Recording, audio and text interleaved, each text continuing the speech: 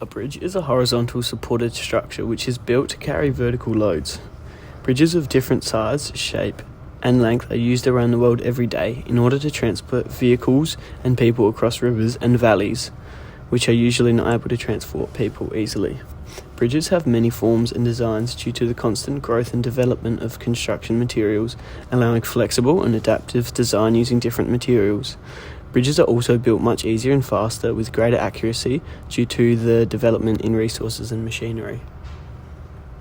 Different bridge designs were researched in the planning and preparation of the assignment. However, our group decided to go with the truss design for the building of our spaghetti bridge. Truss bridges are designed for their load-bearing capacity using triangle formation of members in the design known as trusses. The triangle formation is used for its ability to withstand distortion when under stress, enabling the structure to hold external loads over a large span. A truss design has benefits in its capability to support large loads with a relatively small amount of materials compared to other design variants.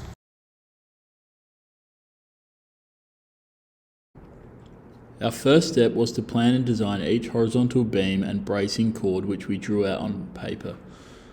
Step 2, we measured out each length of spaghetti. For our first testing, we decided to make bundles of 15 strands of spaghetti for the large horizontal beams which ran parallel to each other and acted as the main support for the bridge. We chose bundles of 5 strands of spaghetti for the truss members. Step 3. The third step was to apply rubber bands to the bundles of spaghetti and apply super glue within each bundle. Cut down the edges so that they would fit flusher together, creating a greater bond for the bridge. Step 5. We laid out the overall design for each side of the bridge so that we got a good idea of how it went together. We then proceeded to glue them each together, forming each side of the bridge. Step 6 was to sit each side upright so could connect the lateral bracing for the bridge, which this completed our design. The last part of the construction, the bridge, was to clean it up and make it look good.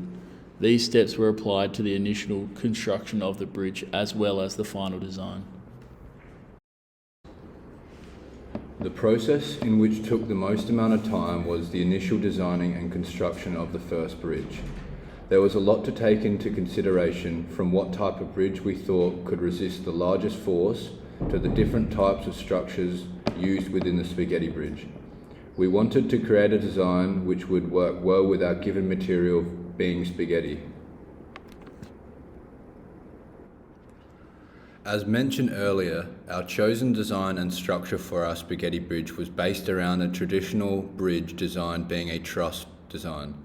This was thought to be very relevant due to the strong base and triangular truss function, which has been utilised throughout this course.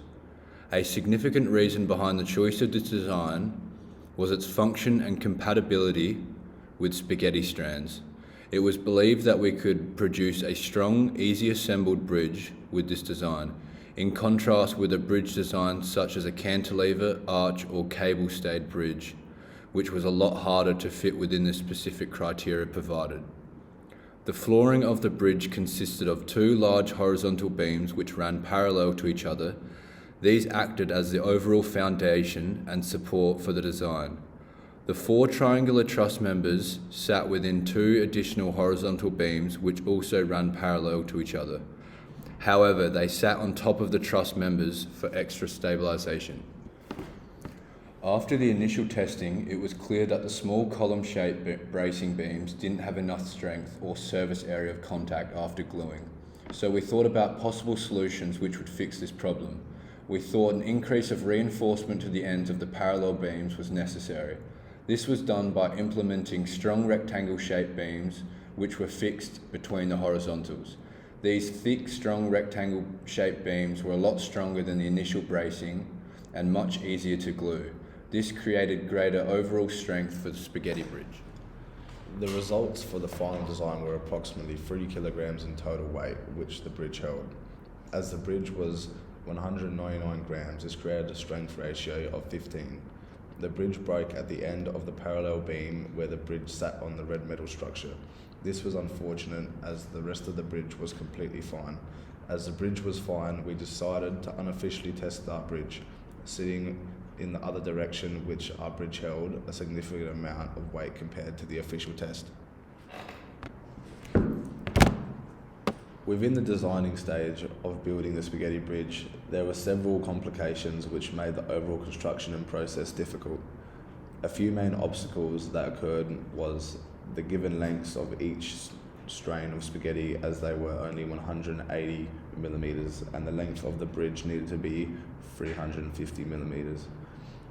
And the gluing and fixing of each beam and bracing was significantly hard, as well as a mistake which we made in the initial designing and construction of the first bridge was not only bringing a set of scales to weigh the bridge,